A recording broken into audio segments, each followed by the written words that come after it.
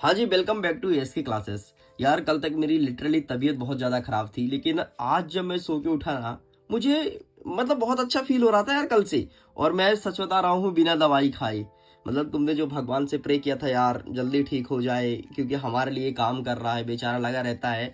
तो अब मैं फाइनली कुछ रिकवर हो रहा हूँ, ठीक है। मतलब मुझे गुड फील हो रहा है, ये है कि मैं वीडियो तुम्हारे लिए बना सकता हूँ। एंड रात में जब मैं बूस्टर डोज लिख रहा था ना, सच बता रहा हूं, मैं एक शब्द लिखता था, फिर जाकर के सो जाता था, फिर उठता था, नहीं बूस्टर डोज लिखो लिखो लिखो, फिर मैं लिखता था। मतलब ये बूस्टर डोज 11 बजे लिख चुका था, कंप्लीट हो गया था। लेकिन मेरी इतनी हिम्मत नहीं थी कि मैं वीडियो बना करके तुम्हारे सामने ला सकूं। एंड फाइनली जब मैं मॉर्निंग में उठा, कुछ गुड फील करने लगा, एंड तुम्हारे सामने है बूस्टर डोज मेरे भाई। देख यार, हर बार की तरह बूस्टर डोज इस बार भी तबाही मचाएगा। अगर तुम क्लास 11th में हो और आज तुम्हारे हिंदी का पेपर है, यकीन मानो तुम हिंदी के पेपर को ऐसे फाड़ोगे, ऐसे फाड़ोगे हिंदी के पेपर को। इस प्रकार से तबाही मचाने वाले हो। पेपर बहुत ही अच्छा आ रहा है, बहुत ही सरल आ रहा है, और बहुत सारे क्वेश्चंस तो आपके पेपर जो मैंने अपलोड किया था वहां से पूछ रहा है। बाकी जो कुछ ही भगवान की कृपा से बचा था वो बूस्टर डोज लेकर के आ चुका है। तो चलो शुरू करते हैं। लेकिन अगर तुमने अभी तक कुछ भी नहीं पढ़ा है, कुछ भी मतलब कुछ भी किताब नहीं खोला, ना तो किसी का वीडियोस देखा, ना तो कहीं से कुछ पढ़ा है, मेरे भाई बूस्टर डोज को तुम देख लेना, बस मैं और कुछ नहीं बोलूंगा। यहाँ पर स्पष्ट रूप से मेंशन है बूस्टर डोज वर्ष 2026 के लिए है, आई मीन 25-26 के लिए, क्लास 11th हिंदी के लिए। जिसका पेपर आज का है केवल वही इस वीडियो को देखे, जिसका पेपर अगले दिन है वो ना देखे, ठीक है। पहला नंबर कहता है रीतिकाल और भक्तिकाल की दो विशेषताएं। अलग अलग सेटों में आ रहा है। अच्छा, पेपर कई सारे सेटों में आ रहा है ना, ये 4 सेटों में आ रहा है लगभग। तो कुछ सेटों में रीति काल आएगा, कुछ सेटों में भक्ति काल आएगा, तो इसे अच्छे से तैयार करना है। नेक्स्ट कहता है छायावाद, नई कविताएं की दो विशेषताएं और कवियों का नाम लिखना है ना। अलग अलग सेटों के क्वेश्चन यहाँ पर लिख दिया गया है, ठीक है। छायावाद की दो विशेषताएं, एक क्वेश्चन बनेगा। दूसरा बनेगा छायावाद के दो कवि का नाम, ठीक है। यहाँ पर दो कवि का नाम और उसकी रचना, ठीक, ये पूछ रहा है। फिर सुनो ध्यान से, छायावाद की दो विशेषताएं और छायावाद के दो कवि का नाम व उनकी रचनाएं, ये एग्जाम में देखने को मिलेगा। नेक्स्ट आ रहा है वीर रस, वात्सल्य और हास्य, ये तीनों रस अच्छे से पढ़ लेना।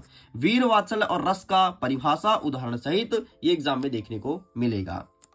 नेक्स्ट कह रहा है मानवीकरण अलंकार क्या होता है। दूसरे सेट में देखने को मिलेगा पुनरुक्त प्रकाश अलंकार क्या होता है। सारे सेट के क्वेश्चन अलग अलग हैं।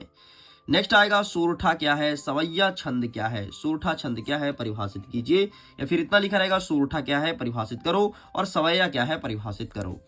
नेक्स्ट आएगा शब्द शक्ति व उनके प्रकार। मेरे भाई अविधा लक्षणा व्यंजना, अविधा, ठीक है, अविधा लक्षणा और व्यंजना, बस अविधा लक्षणा व्यंजना, इसे अच्छे से कर लेना। अविधा लक्षणा और व्यंजना, यही तीनों आ रहा है आपके एग्जाम में।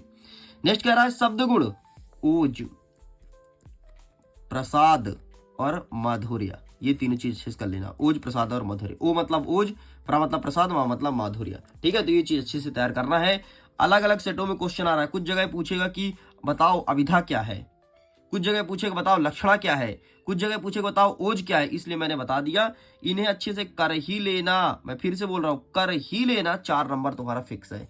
अगर तुमने 6 चीजों को पढ़ लिया, 4 नंबर तुम्हारा फिक्स है। 4 नंबर फिक्स है, फिक्स है, फिक्स है। नेक्स्ट कहलाता है क्वेश्चन निबंध किसे कहते हैं। निबंध की परिभाषा लिखना है किसी एक विद्वान के अनुसार।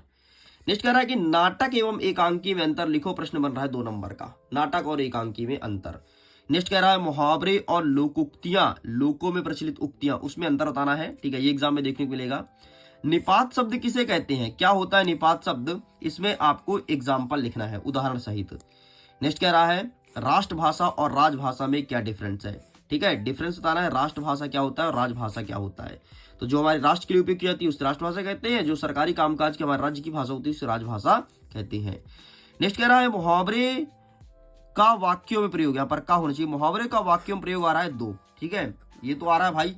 वैसे 3 प्रश्न तुम्हें देखने को मिलेगा, लेकिन 3 में से तुम्हें 2 अटेंड करना है, और ये रहेगा प्रश्न क्रमांक 16 में। ले भाई इतना तक बता दिया हूं, ठीक है। अब मुहावरे कौन कौन सा आ रहा है, अलग अलग सेटों का आ रहा है यार। अब मैं कितना लिखता बताओ ना, मतलब 4 दूनी 4 3 12 मुहावरे पूछ रहा है अलग अलग सेटों में, तो 12 का 12 में लिखता तो फिर क्या मतलब है ना। इसलिए बता दिया हूँ, जैसे एग्जाम्पल बता देता हूँ, जैसे 9 2 11 होना, ठीक है, ये वाला बनेगा। और एक और कौन सा बन रहा है यार, अंधे की लाठी करके कुछ था, ठीक है, वो आपके एग्जाम में आ रहा है। नेक्स्ट कह रहा है शिक्षक एवं छात्र के मध्य संवाद लेखन करो, है ना। मास्टर साहब और छात्र बातचीत कर रहे हैं। अब बातचीत कई मुद्दे पर हो सकता है, जैसे बेरोजगारी पर, ठीक है, महंगाई पर, ठीक है, छात्र के लेट आने पर। तो ये बातचीत तुम्हारे एग्जाम में देखने को मिलेगा। बहुत सरल है यार, जैसे तुम बातचीत करते हो वही बातचीत तो तुम्हें लिखना है। नेक्स्ट कहता है निबंध। निबंध आएगा अनुशासन, विद्यार्थी जीवन में अनुशासन, खेल का महत्व, दोनों के टॉपिक को अच्छे से याद कर लेना, बस इतना करना है, टॉपिक पढ़ लेना बस। मोहल्ले के सफाई के लिए प्रार्थना पत्र लिखना है। किसको लिखना है, किसको लिखना है, आपके वो नगर पालिका नगर निगम को, ठीक है। ध्वनि विस्तार केंद्र के लिए कलेक्टर को पत्र लिखना है। द्वितीय प्रति अनुसूची मंगाने के लिए माध्यमिक शिक्षा मंडल मतलब मासीमा को पत्र लिखना है। और घटना को रोकने के लिए थाना प्रभारी को पत्र। ये 4 है, चारों सेट के लिए क्वेश्चन है ना। यही आएगा, तुम देख लेना। इसके बाहर अगर आ जाए ना, लिटरली बता रहा हूं मैं, बूस्टर डोज बनाना बंद कर दूंगा। बूस्टर डोज कोई वीडियो नहीं यार, तबाही है। अगर तुम तबाही बोलो ना, एमपी बोर्ड का अगर फादर बोलो ना, मतलब थोड़ी गंदा शब्द है लेकिन मैं यूज कर लेता हूं। अगर तुम बोलो ना एमपी बोर्ड का बाप क्या है, वो है बूस्टर डोज मेरे भाई। तुमको ही पता है यार, तुम भी पिछले कई सालों से पढ़ रहे हो और तुम्हें अच्छे से पता है। अच्छा, बूस्टर डोज का पीडीएफ कहां मिलेगा? मिडिल एजुकेशन नाम का एप्लीकेशन गूगल प्ले स्टोर में उपलब्ध है। हरा हरा लोगो दिखेगा, उस एप्लीकेशन को तुम डाउनलोड कर लेना। जैसे डाउनलोड कर लोगे, लॉगिन वागिन सब करोगे, और लॉगिन करने के बाद चुपचाप बूस्टर डोज वाले सेक्शन में चले जाना, वहां पर तुम्हारा पीडीएफ फ्री में उपलब्ध है। नेक्स्ट कह रहा है पेज थ्रो पत्रकारिता क्या है, वॉच डॉग क्या है, खोज परख क्या है, ठीक है, तो ये आपको बताना है, ठीक है, अलग अलग सेटों में। पेज थ्रो पत्रकारिता क्या है, वॉच डॉग क्या है और खोज परख क्या है, एंड जनसंचार क्या है, इसकी विशेषताएं बताइए। इस प्रकार से ये होता है कंप्लीट। बस कुछ क्वेश्चन आंसर और बचे हैं, तुम्हारा ग्रामर पूरा खत्म, ठीक है। अब क्वेश्चन आंसर देख लो। कबीर ने अपने आप को दीवाना क्यों कहा है? कबीर ने बोला था हम तो दीवाने हुए, क्यों कहा मेरे भाई? कबीर ने ऐसा क्यों कहा कि संसार बौरा गया है ना, मतलब तुम सब पागल हो गए हो। तुमको भी कबीर ने पागल कह के गया तक तुम बौरा गए हो, है ना। मीरा कृष्ण की उपासना किस रूप में करती थी? हा, है ना, कृष्ण की अनन्य भक्ति थी मीरा। मीरा तो भाई शादी तक कर ली थी कृष्ण से, ऐसा मन में सोच लिया था कि हमारे पति कृष्ण है ना, मतलब भगवान छोड़ो, अपना पति बना ली थी मीरा, इतना प्रेम करती थी, अनन्य प्रेम। नेक्स्ट कहता है बंसीधर के पिता। अच्छा, फिर दूसरी शादी भी नहीं की थी, ये मत बोल। अच्छा सर, कृष्ण से तो चलो बोल दी, ठीक है, लेकिन कहीं और शादी की होगी ना? नहीं की थी रे। बंसीधर के पिता बंसीधर की कौन सी नौकरी दिलाना चाहते थे, है ना। अब बंसीधर से पूछो, बताओ रे तेरे पापा कौन सा नौकरी दिला रहा था। नेक्स्ट कहता है मियां नसीरुद्दीन को नानबाई का मसीहा क्यों कहा गया? मियां नसीरुद्दीन को कौन सी बातें अच्छी लगी?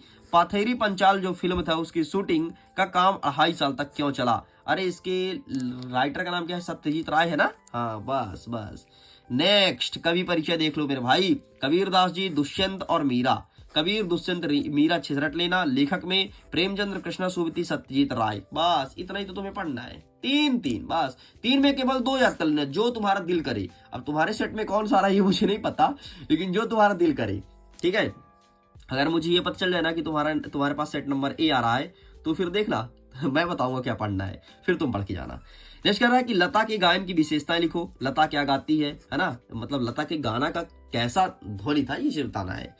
शास्त्रीय संगीत और चित्रपट संगीत में अंतर, और अंतिम में रेजड़ी पानी किसे कहते हैं, है ना। ये उधर का पंजाब का भाषा है, रेणजी पानी, है ना, तो ऐसे बोलते हैं वो लोग पंजाबी। तो इस प्रकार से पूरे बूस्टर डोज के सारे क्वेश्चन होते हैं कंप्लीट। अगर एग्जाम में बूस्टअप करना है तो लिटरली ये वीडियो तुम्हारे लिए काफी फायदेमंद है।